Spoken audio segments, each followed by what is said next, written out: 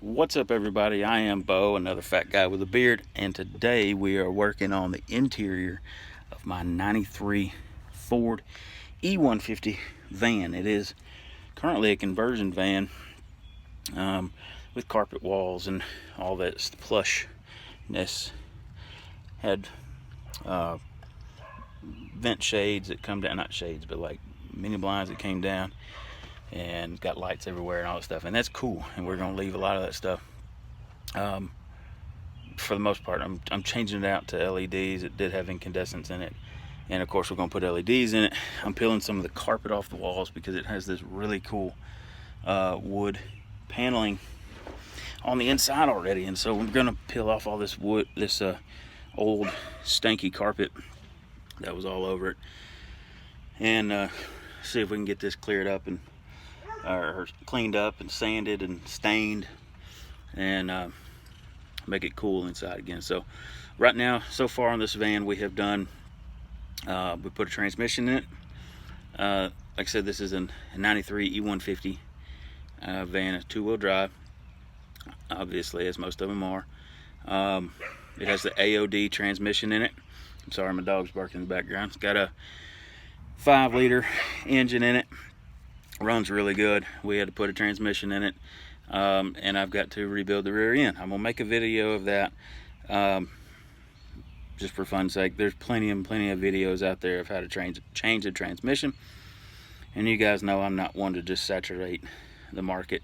I don't care to make repetitive videos that there are already hundreds of them out there. So if you need to learn how to replace a transmission, if you have questions or whatever, of course, I'd be glad to entertain and answer any questions you have or help you any way I can. But there's hundreds of videos out there on how to change a rear-wheel drive, two-wheel drive transmission. So I opted out of that. I do have pictures of the process.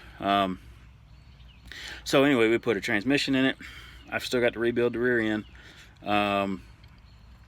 And we fixed the air conditioning.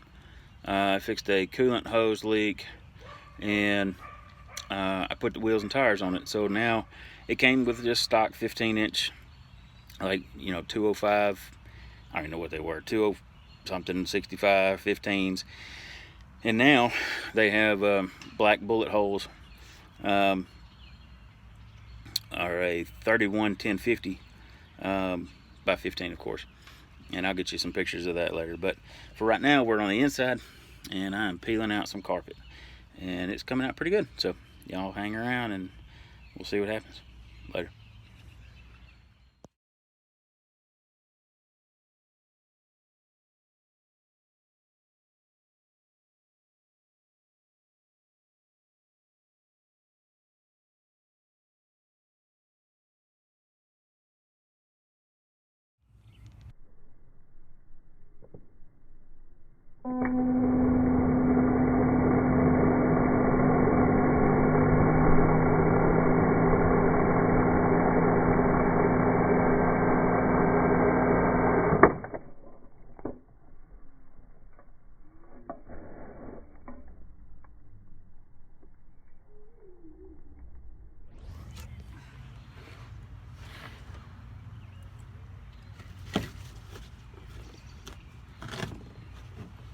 So it's always kind of sketchy when you're peeling this stuff back, man, because you never know if it's got water damage behind there, or you never really know what kind of condition anything really behind it is in. It could be good, it could be garbage, and it's kind of always scary to me anyway. Kind of scary to pull it off. And like I said, you never really know what you're running into, what you're walking into there, and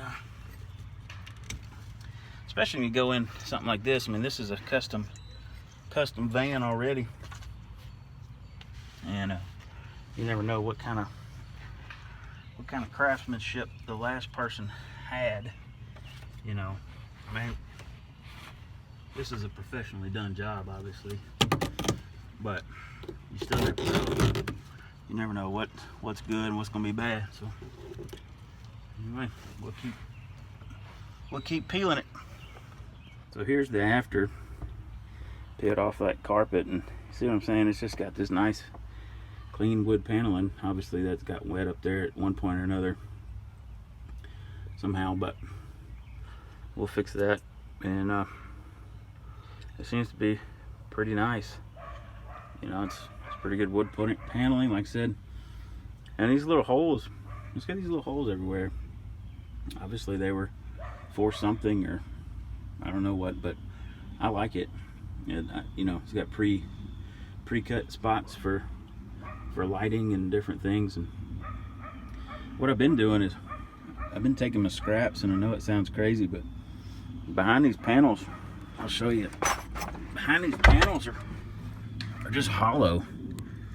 And so in an attempt to maintain some type of insulation for both temperature control and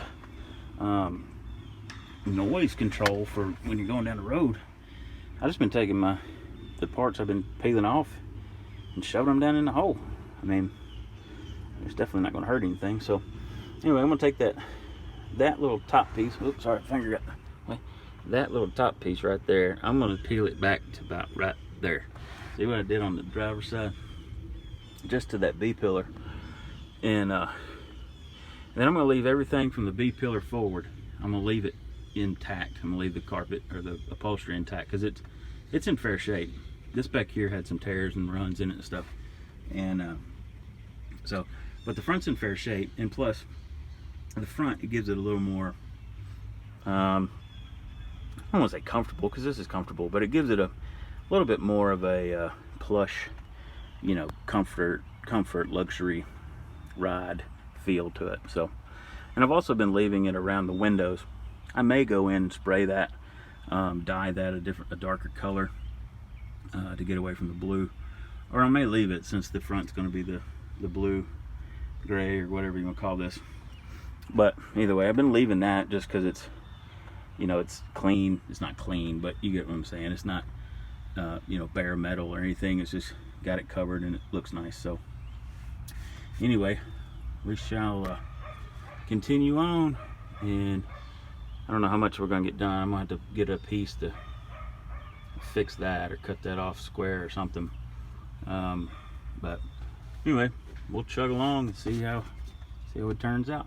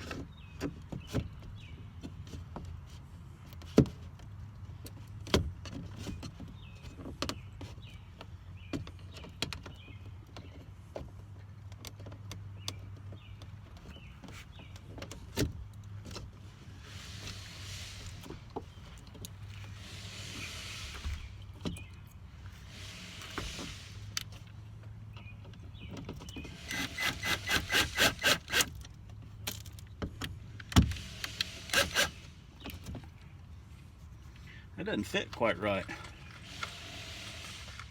I may have to trim some of that hole out there a little bit.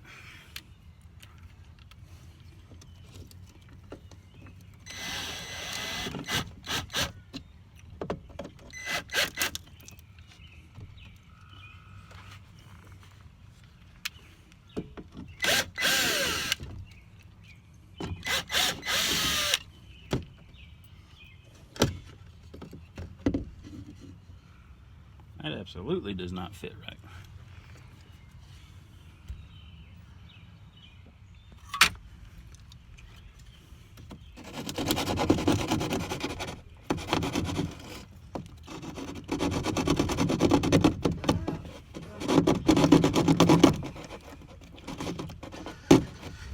So now, not only am I doing this with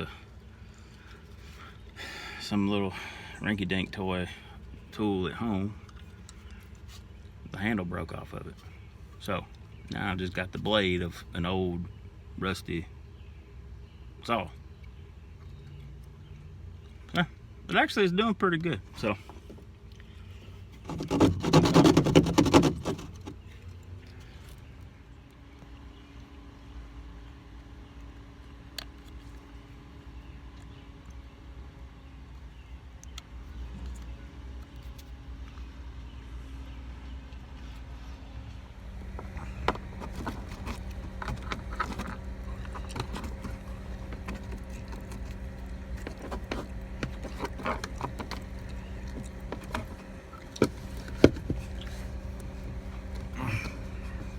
that turned out all right.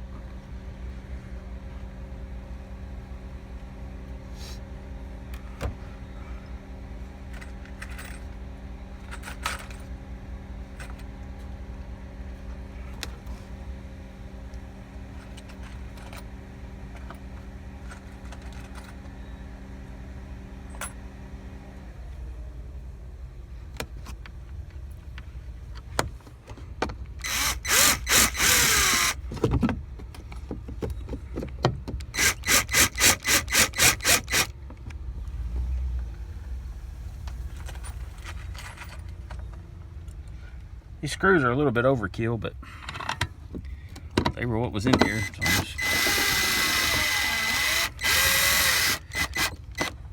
I'm just reusing what I had. So far in this build, of course I had to buy the transmission, and of course I had to buy the parts to do the rear end, and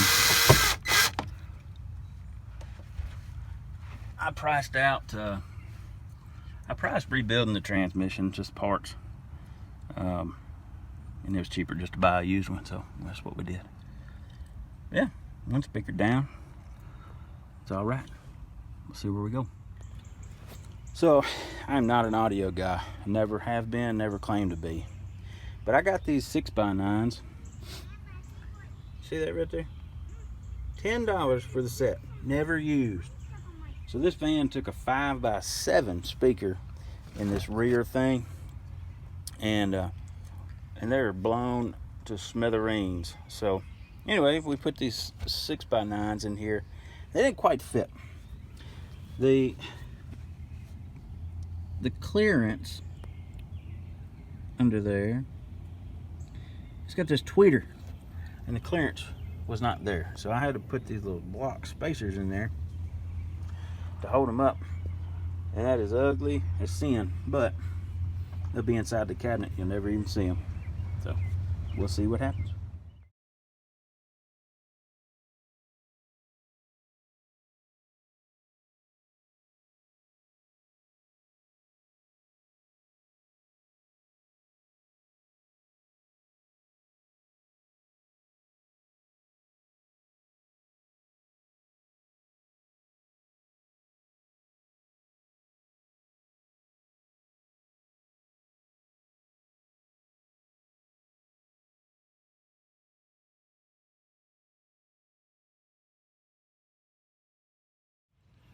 Well, my dinner's here, so that means we're out of time for tonight. So tonight we got the rest of the carpet pulled off. I opted out of, this is that little top piece behind the B pillar I talked about pulling off. I'm not gonna pull it off because there's nothing behind it really. So we're gonna leave that. It looks pretty good. So we got the carpet pulled off the wall, and we got the 6x9s installed on the board. They're not installed yet, but we'll get to that. So anyway, thank you guys for watching. This has been a really cool project, and it will continue, so be sure to click subscribe and give a thumbs up, and if you haven't yet, hit that bell button, and that way you can get some updates whenever we update on this van. It's going to be a really cool build. It's an Econoline. It's going to be turned into a camper, and hopefully it'll be four-wheel drive. I'm looking for a donor truck so that I can get all the bolts and brackets and everything with it. So yeah, as soon as I find a donor truck, this bad dude will be 4-wheel drive too. So anyway, y'all stay tuned. Come back and see us. I appreciate it. As always, we'll see you next time.